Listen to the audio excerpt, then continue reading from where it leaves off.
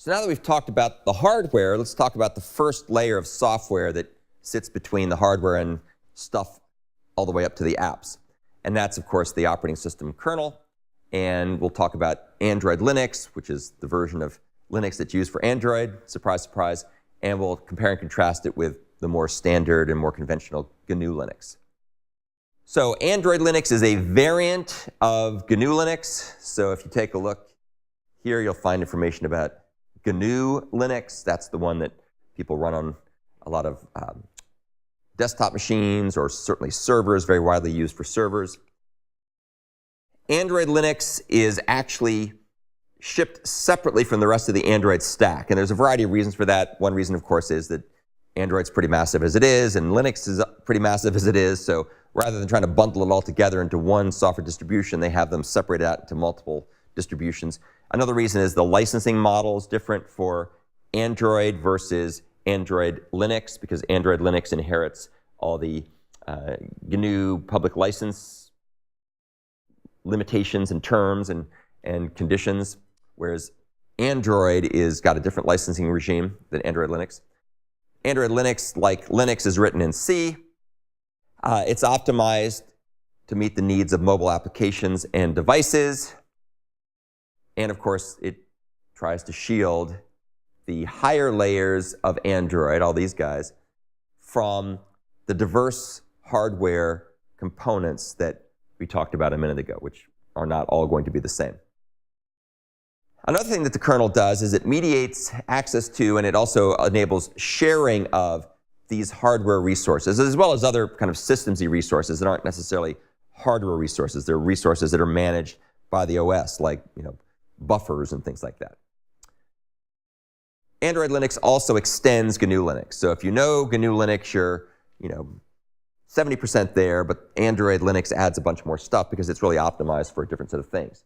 Some of the features that are added to Android Linux, above and beyond what you get with vanilla Linux or standard GNU Linux, are mechanisms to be able to share memory more effectively and more efficiently, because memory was a big deal. It's still a big deal with modern smartphones, but in the early days, it was a really big deal. So they came up with all kinds of ways to try to deal with the fact you didn't have as much memory on a phone as you would when you have a laptop or a desktop or certainly a server. Another thing that is done in Android Linux that's a little bit different and above and beyond what you get with standard GNU Linux is some aggressive power management capabilities.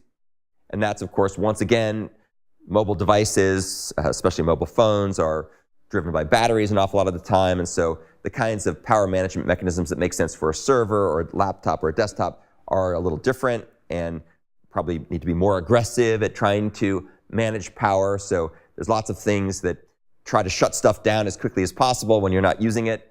And I'm sure if you use a mobile phone, you can set it, but it defaults to sort of dimming the screen within about 30 seconds after non-use and stuff like that, unless you use certain kinds of apps like navigation apps or something.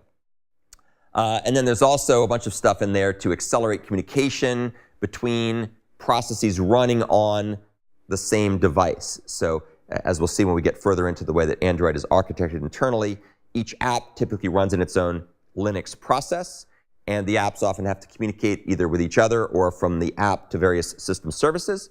And in order to do that, they have some optimized inter-process communication mechanisms called the binder driver that are meant to work very efficiently for passing messages back and forth between processes in the context of Android. And we'll talk about that.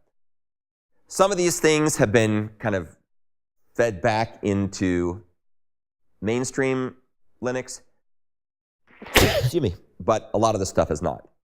And there's a bit of controversy about that. At one point, 8 years ago, 10 years ago, there was a big initiative to try to get Android Linux and GNU Linux to be coordinated, and I think they've sort of given up on that. It's diverged quite a bit from the mainstream Linux kernel base.